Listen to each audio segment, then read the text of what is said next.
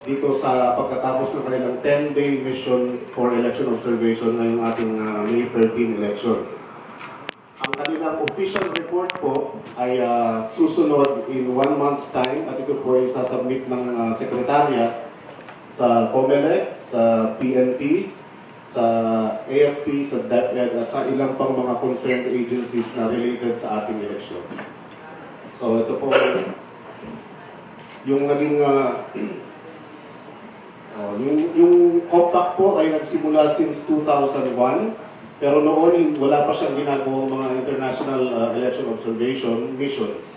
Ang una nang ginagawa noon ay parang voters education, paghihikayat sa mga bagong voters na sumali sa ating proseso ng eleksyon. Pero noong 2007 po ay napagkaisahan na simulan din yung project on international election observers. So yung ilan sa mga objectives niya ay kahit papano yung kanilang presence dito sa ating bansa can serve as a deterrent somehow dun sa mga attempts at harassment, attempts at violence and fraud. At meron din every election, ang conveners po ng COMPACT ay pumipili ng ilang mga areas kung saan ang ating mga election observers ay i-deploy. Yun. So, bakit po IOM? Kalakaran din po ito sa maraming bansa around the world. Hindi lang po Pilipinas ang gumagawa nito. In fact, maging ang mga Pilipino ay naiimbitahan din minsan na maging election observers sa ibang bansa. Ito po ay pagsusuporta, parang mutual support sa iba't ibang mga bansa, parang bantayan yung ating pagtungo towards democracy. So sa kanilang 10-day stay sa isang mission, ay meron silang mga ilang ginagawa before the actual elections, during the actual elections, and after the elections. So, ang ilan sa mga ginagawa nila before ay yung pagbibigay ng press briefing, kung papakilala sila, sinasabi nila kung saan yung mga bansang pupuntahan nila, ginagawa nila yung actual observations on the field. Hindi po sila nag-observe ng election mula sa Manila, kundi doon mismo sa mga areas kung saan sila deploy. Ngayong 10-day stay nila, they stayed 4 days in the field and also 4 days in Manila. Ito po parang general overview lang ng dinaanan nilang program. Yung mga collective assessment, sharings, ng mga experiences nila before as election observers in other countries din po. Ito parang selection siya ng mga photos na nakuha for this mission. Mamaya, papaliwanag nila yan. Sila kasi mismo ang kumuha ng mga litratong yan. Sila yung nakipag-interview sa mga taong yan. At sila rin ay mga na-interview ng mga kasamahan natin sa media, sa regional and provincial levels. So yung familiar na po sa atin yung mga sinasabing hotspots during election period, the COMELEC declares, selects hotspots according to their own criteria. The PNP also identifies hotspots according to their criteria. And COMPACT also has its own criteria for defining what these hotspots, election hotspots are. So ito po yung aming mga criteria na ginagamit. Kailangan mayroong mga iconic battles between the forces of reform na tinatawag and then the forces of the traditional politics. At yung mga tinitingnan nila, yung mga prosesong nandoon sa lokal mismo, relating to the campaign, relating to the voting itself, and relating to the canvassing. So ito yung mga ilang familiar sa ating sa context ng politics ngayon sa 2013. No? Pag sinabi natin ng Cagayan, kilala kagad natin kung sino yung mga naglalaban, mga nagtutunggal yung mga politiko doon. Pag sinabi natin Pampanga, kilala na natin sila. Sur, Masbate, Cebu, at ARMM. So ito po yung background ng kanilang, ito yung political context na kanilang aabutan when they do their field work. Ito po yung mga compositions ng IOM teams natin. Hindi po sila lahat ay nandito na ngayon kasi yung iba sa kanila ay kinailangan ng umuwi sa kanilang sarili mga bansa, yung iba ay may mga meetings din sa ibang grupo. Pero all in all po, 33 po silang lahat and coming from 16 different countries. So far, this is the biggest number of international observers that COMPACT has hosted since 2004. Yan po, mga selected mga photos nila yan. So may Team Camarines Sur, Team Pampanga, Team ARMM, Team Cagayan Valley, Team Cebu, and Team Masbate. So doon po sa mga areas, we make it a point that they should also inform the local media, they inform the local COMELEC offices, they do courtesy calls with the PNP, AFP, and then the local officials. Okay. So ngayon po, I'm going to turn over the mic to our actual election observers, and they will be the ones to speak about their initial findings and share it with the Filipino people. Okay, so Daniel? So, yeah. We have actually divided the observations and recommendations in, I think, 4 blocks, which will be presented by the 4 members of the international team up here. We'll start with our observations about election management, and we have the issue of vote buying, the issue of political dynasties, and the issue of election-related violence. So, first of all, on the election management, that is the actual process of the elections, as the things we observe from an international perspective. We have highlighted so far 3 main issues, 3 main topics we will have to look into close for the final compact report. It would be, first of all, the secrecy of vote. This is really a big issue we could observe in all the 6 areas we visited, that the atmosphere in the voting places, as you can see here, is actually quite public. So the people are casting their votes together, the people are helping each other, and it's not only the legal part of assistance to illiterate or people with disabilities, but it's also quite a common thing that the voters cast their vote under the eyes, not only of their fellow voters, but, and that is the most concern to us, also under the eyes of the watchers from the different political parties. So as you are very aware of, we have usually the setup of voters being in the middle of the place. All around them are the watchers from the different political parties, and they will watch actually the voters and not the BI, what we should see as their main task. So the criticism here, or maybe the recommendation, is especially given the background of political violence, election-related violence acts, vote buying, pressuring of voters.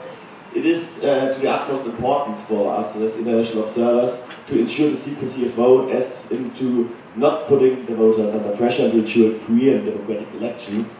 So our recommendation on this issue would actually be to put up voting booths, not only the secrecy voters, because they are very small and rarely used, so that the voters have the right to have a private atmosphere, to have to cast their vote and not through it in the eyes of the observer. Also, we would recommend putting up a similar booth, a kind of a canvas around the PICOS machines, because usually right now they are placed in very public spots, very close to the BI or even to the door, so even from outside you could see the people feeding the ballots. And in most cases it was not the voters feeding the ballots, but really the BI or even watchers in some cases feeding the ballots. So this is all process related, and it's not really ensuring the secrecy of vote as we see it, and that would be our first point of issue. Then the second issue would be the PICOS machines themselves. You know, they're fairly reliable even, I think more reliable than 3 years ago, yet there are some technical issues in the process which we have to look into. First of all, the problem of the sealing of the PICOS machine in the ballot box, because it is done very inconsistently. Like you can see on the left picture over there, the BI or the person operating the machine would use a stick to compress the ballots if they don't fit in. So it's not sealed, you can always open and close the ballot box, and that is an area of concern for us because it doesn't ensure the consistency and the transparency of the voting process, because the people will put their ballot there, thinking it will be safe in the ballot box, but actually the ballot box could be opened at any time, and that opens, to our view, windows of opportunity for fraud. We didn't observe actually ballots being taken out and things like this, I have to stress this point, but if there's an inconsistent policy as to sealing the ballot box, this opens opportunities if you want to tamper with the election itself. So our recommendation on this issue would be having a consistent policy of sealing the ballot box at all times. And the other issue, if the ballot box is not, the Pickers machine is not working, sometimes we observe Pickers machines not working for 5 hours because there was no technical support around. And then what the policy is right now would be to collect the ballots in a separate place and then feed it later. And that you can see on the right picture, it is now the technician, that is the guy to the left of the right picture, feeding the ballots that were previously collected over the last 5 hours to the machine. So it's not the voter feeding the machine themselves, but it's again the technical stuff. The ballots are lying in their folders, partly open for a long period, so this is also an area of concern. Our recommendation on this issue would be to have at least one spare Pickers machine or replacement machine at each voting place, and also replace ballot to collect the ballots in the case the Pickers machine is not working. Actually, we've also observed that in some areas it's already been in place. Like in Cagayan, there have been voting places, so all of the voting places had a replacement machine, so it should be possible to introduce a more consistent policy on this. And then the last issue as to the process itself, it's what we call sanctity of the voting place. That would refer to as the atmosphere of the voting place, but also the neutrality. We have some issues, but there's a lot of people always around in the voting places. Outside the schools, you can see on the right, it's outside the voting place. There are a lot of posters still on election day. And what is even more critical, sometimes, as you can see on the lower right picture, even the chairs or the school material itself would bear the name of political persons, of candidates, in this case of incumbent governors who are running again. So it's not really a neutral place, and the objectivity of the voting place and the voting environment should be of utmost importance in ensuring free choice of the voters. And the other issue is also, if we can see to the left, lower right, the army personnel, and generally the army is of course there to ensure the security of the voters, and we have to stress that especially to areas of concern. We will have the issue of election-related violence later, but for instance, in the Bangsamoro peace process or the Mindanao region, we have observed the elections to be more peaceful than 2 years ago. So we are happy about this, but still the issues of the armed personnel within the voting place, even police inside the voting place, and not unauthorized personnel inside the voting place.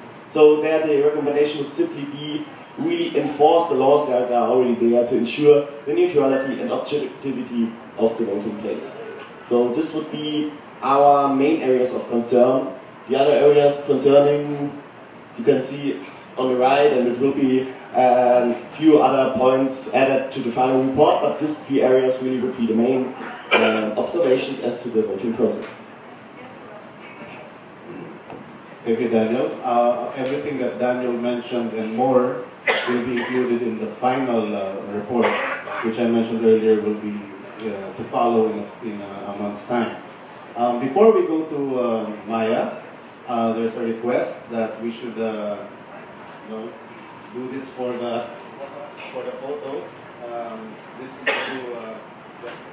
represent the coming political report that we will be submitting.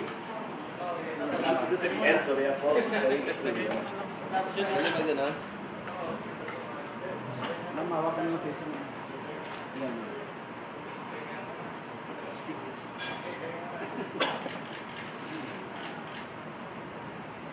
Mamalaglag ko.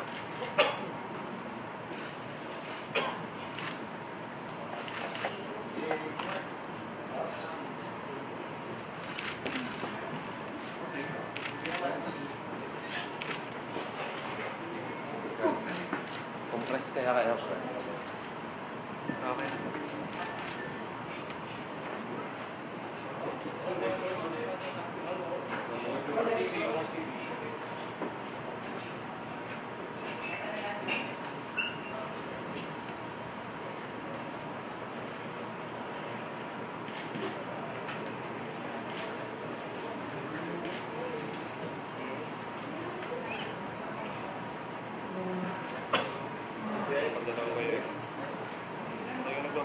Thank you.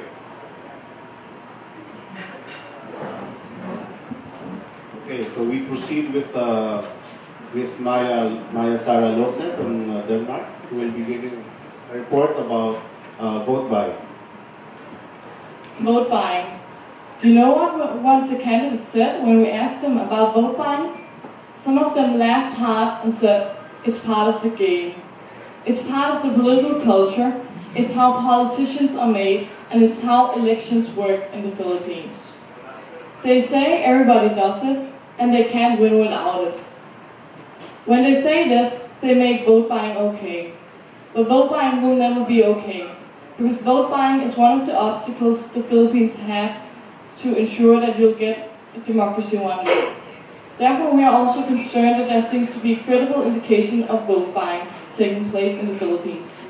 This regarded through incidents that we ourselves witnessed, several concerns brought directly to us from members of the community area in the Philippines, and actual admission from some candidates. A lot of candidates, they talked about vote buying as it was necessary for the Philippines to have a political culture. It's never necessary, because vote buying means that fear to the voter of constantly being threatened or at least pushed into taking money and then voting for a candidate, that fear exists. The fear of not having the right to your own opinion, the right to make sure yourself that you can vote for a person without any influence of others around you. It's the political dynasties that helps create vote buying as an issue in the society in the Philippines. Our recommendations will therefore also be that we have to do a lot of voters' education. Civil society organizations, we should encourage them to educate voters about vote buying and about the ethical and moral issue there is in vote buying. The Parish Pastoral Council for Responsible Voting, for example, made a campaign about I Vote Good. It tackled the subject of what actually happens when you take money from a candidate, and it actually says like this, a quote, "One day of money, 3 years of misery with corrupt politicians." That's what you get when you receive money from a candidate. You get corrupt politicians that doesn't care about anything else but themselves and their own goals, not the people's goals. So therefore it won't be a government for the people or by the people, it will be a government that represents themselves. We also want to mention that the Liberal Party in Dambasian also made a great campaign on how to vote good and not indulge in vote buying. This should be a recommendation to all political parties, all political candidates, all civil society organizations, and everyone who has a role in society to encourage voters not to receive money from candidates, even though it's hard, because it helps make the issue even bigger. We also hope that voters will help us in the next election in 2016 with reporting vote buying. If you can, without risking your own safety, please take a picture when vote buying happens, or at least report it to the COMPACT, or someone else who's in charge of election processes. I also saw that a newspaper actually encouraged voters to do this. Please, media, do this again next year, because you also have a role in the society and in the issue of vote buying. The other recommendation could also be to resolve complaints of vote buying in a timely manner, and this is directed to the public. I know that it's hard to prove vote buying exists, and it's hard to find witnesses or proof that it does happen in the Philippines. But please try to not make it a 3 or 4 year process, so the voters and the citizens of the Philippines loses trust in their community, in the government, in the COMELEC. They'll just think that nothing really happens and that you can't do nothing about vote buying. But you always can do something, and that's what we gotta do to change this. So please, for example, set a deadline and say, well, we'll try for half a year to resolve this case, to find the right witnesses, to say that vote buying exists, and if nothing happens after 6 months, it will just go over to be innocent until proven guilty. Also, the COMELEC should be aware that we, at least as international observers, thought the money ban was a good idea, since the candidates cannot withdraw large sums of money that they will use on vote buying if there is a money ban in the banks. You should also think about that perhaps an organization could make a video to reach the people of the Philippines that perhaps can't read, or at least is not so closely connected to the political community, to show that there actually is some hope in the young candidates especially, but also in some of the old. There is candidates who don't do vote buying, who doesn't support vote buying, and who thinks that the Philippines can have a political culture without vote buying.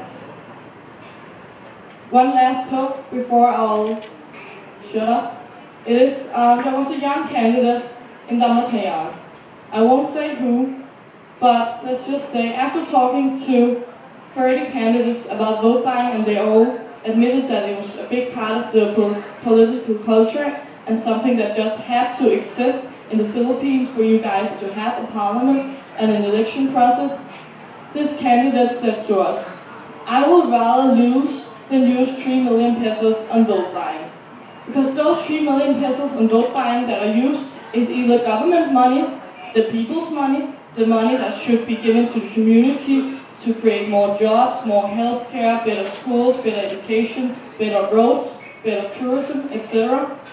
Those money often comes from the government, sometimes from the privacy. But still think about what those money and vote buying could be used on instead of buying votes and creating a sense of intimidation in the atmosphere of the Philippines." So, thank God this candidate won without indulging in vote buying. That gives hope to the people and to the nation of the Philippines. Thank you. Thank you, Maya. And are you going to explain what the pictures are, or should we just look at it and smile? Well, as you see here, there's a couple of pictures. It was the team in I can say it. It's the Muslim region in the Mindanao. It's ARMM. It is actually a very big mansion of a political candidate, where there especially was like a big tent with food, where food was being distributed to voters, to people in the streets. And nobody really knew why this food was being distributed, but it was both happening the day before the election and also on the day of the election. And it seemed very suspicious that people could just come and get food for free without doing anything by it, and that's especially what we have observed in all of the Philippines, that food tents were practically everywhere with a big picture of the political candidate, and food were just giving out for free. Of course, that's a good thing, but it's not a good thing if it comes in some incriminating or suspicious way. So that's mostly what happened here. Thank you for explaining the photos. I think these kinds of photos are also very familiar to our friends in media. Huh? Okay, so next we will be having someone speak about the election-related violence in general. All right. In regards to election-related violence, we noted that in contrast to 2007 and 2010 election cycles, we observed a decrease in election-related violence. Yet we also saw that violence remained a tool for electoral campaigns. Specifically, in Cagayan, there was a presence of private armed security forces, 2 pre-election killings, and on election day, 2 candidates were ambushed. In northern Cebu, we observed intimidation. Multiple grenades were placed and found around the community. People were beaten up, and members of opposing groups were reported posting outside rival houses leading up to the elections. All of this distorts and draws attention away from the politics and agendas of electoral campaigns and creates an environment of fear and uncertainty. Because of this, violence continues to undermine the rights of Filipinos trying to exercise their democratic rights. With that, we recommend 3 things. 1, more stringent legislation addressing election-related violence. 2, an increase in the presence of PNP and military during and around the elections. And 3, an increase in nonpartisan observers and media around the elections as well. So are you explaining? And here you can see below are the grenades that were found in northern Cebu. There was one woman who was shot, but the surrounding circumstances for why she was shot was very unclear. But it was also noted that that incident was being used politically to advance the local campaign. You can see at the top that there was one man that was beaten up, and on the far right you can actually see a text message that a supporter had sent to a local candidate asking for protection because of fear of posting.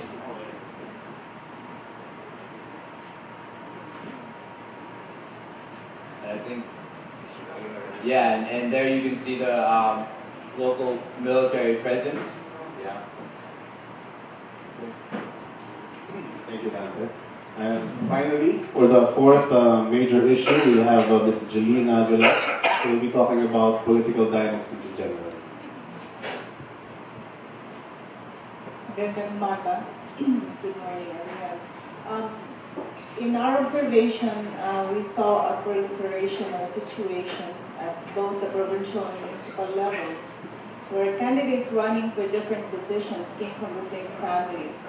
Some families had been in political power for generations, others at least for the last 2 decades or so. The interesting thing is that through this family network, they control not only political but also economic power within their locality or their province. We think that this raises the stakes for these families to stay in power, which then makes them look at different ways to take control at all costs, including intensifying the use of violence and also vote buying. Some examples that we saw in Cebu, the Martinez family. This is a former congressman running for mayor. His wife had also been in public office as congresswoman and had turned out. Their son, who was a city councilor, ran for Congress, and the son-in-law ran for mayor of the next town. The family was able to get the town declared as a city, even if that town did not meet the criteria, by using the political positions of the family members. The family then was able to sell a piece of their land to the government, and a palatial city hall was built on this property. In Cagayan, we saw a grandfather and father of the mayor, who were also high-ranking politicians. The candidate had been mayor for 2 terms, then his wife became mayor. He resumed being mayor after his wife finished her term. In this election, he ran for mayor again with his son as his vice mayoral candidate. And then in Masbate, it just became more bizarre. The Naga family in Limasalam, the incumbent mayor, ran on May 13 for re-election for a 2nd term with his son as the vice mayoral candidate. The mayor had held this position before for 3 terms. Then when he turned out, his wife took over for 1 term. Then he resumed being mayor again. Another son held a position in the provincial legislature and ran for re-election this time as well. His father was a former councilor, vice mayor, and 1-term mayor of Dimasalam. The interesting thing is when we asked him about being a political dynasty, he told us that it is his calling, his mission, and his destiny to hold office. And he disagrees that he has established a political dynasty because dynasties, he said, are driven by ambition and abuse of power. And he thinks he is driven by ambition, and he does not abuse power. Our recommendations include, hold on, we need to look into ways to implement the Constitution's ban on political dynasty. The Philippine Constitution has a ban on political dynasties. We need to support the work of civil society organizations to strengthen the standards for a democratic electoral process. And we have to include in education for a more qualification-based manner in selecting who to vote for. Thank you. Thank you, Julie. That is the gist actually of the initial findings of this year's 2013 election observation mission. In the report that will follow, these issues will be expounded on, and data supporting them will be included. Later this afternoon, this group will also be having a meeting with their own, with the representatives of their embassies, so that they can also share their experience as citizens of other countries watching the elections in the Philippines. So maraming salamat po. If there are any questions, I'm sure they are more than happy to answer them.